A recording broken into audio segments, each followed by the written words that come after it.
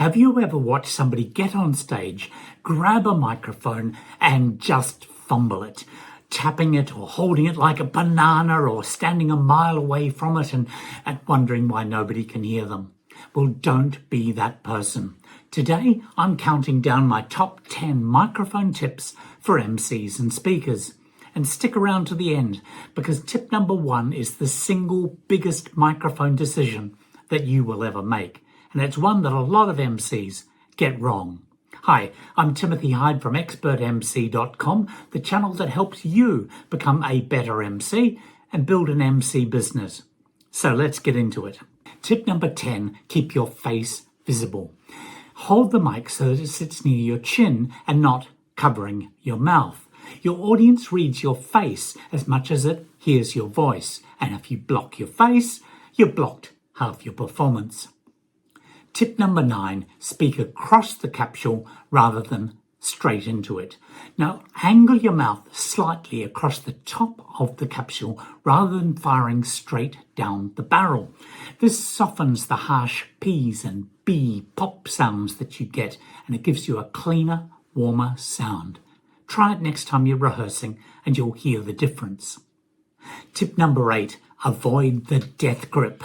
Don't strangle the thing like you're hauling in a rope, and because gripping the barrel and cupping your hand over the capsule there kills your sound and adds noise. Hold it lightly at your fingertips like you mean it, but you're not scared of it.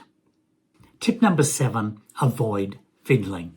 Once you've got it into a good position, leave it alone. No tapping of the cable or spinning it around in your fingers or adjusting it mid-sentence. Every little movement gets picked up and blasted into the room at full volume.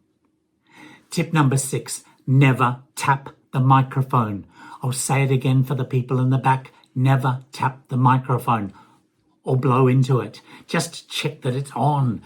The little diaphragm inside here is more delicate than you can imagine, and on good, expensive microphones, you can actually damage it. Snap your fingers near the top or run your fingernail very slightly over the top to test that it's on. That is a much better way to do it. Tip number 5 is always do a sound check. It doesn't matter how great the room looks. Walk the stage, find the dead spots, find the spots where the feedback starts to come in, and get to know how the microphone fits in and out. Work out how to adjust the height if you need to, and importantly, how to turn it on and off. That last one traps a lot of people. Tip number 4 is avoid feedback, that horrible screeching sound that sometimes occurs. You point the microphone away from the speakers as much as you can, not towards them.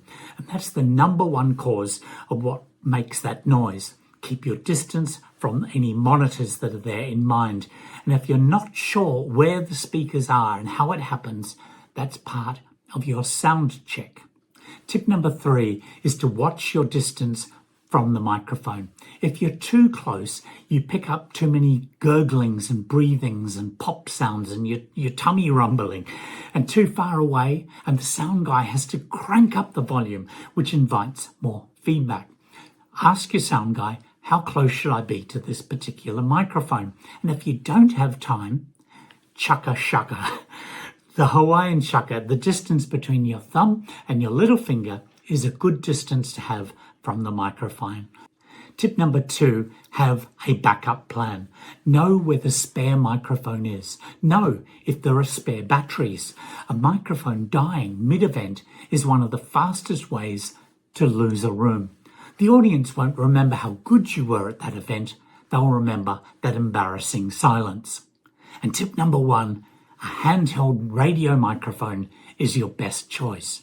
Forget the lapel, forget the fancy headset, forget the lectern mic that's glued onto the podium. A handheld radio mic gives you the best sound. It gives you freedom to move, the ability to interview people, to point at things, and it gives you better reactions from the crowd. And there's something else that it gives you. When people see you holding the microphone, they know that you're the one who's running the room. And if they don't have one for you, or it's not a good one, go down and get yours from the car. I do it all the time. Well, that's my top 10 microphone tips. There are more. If you want to do a deep dive into the topic, I've written an article on our website that gives pros and cons, a few microphone recommendations, and you'll find a link to that in the description below.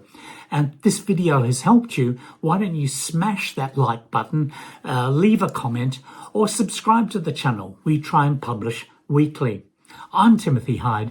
Go out and be the MC that people remember for all the right reasons.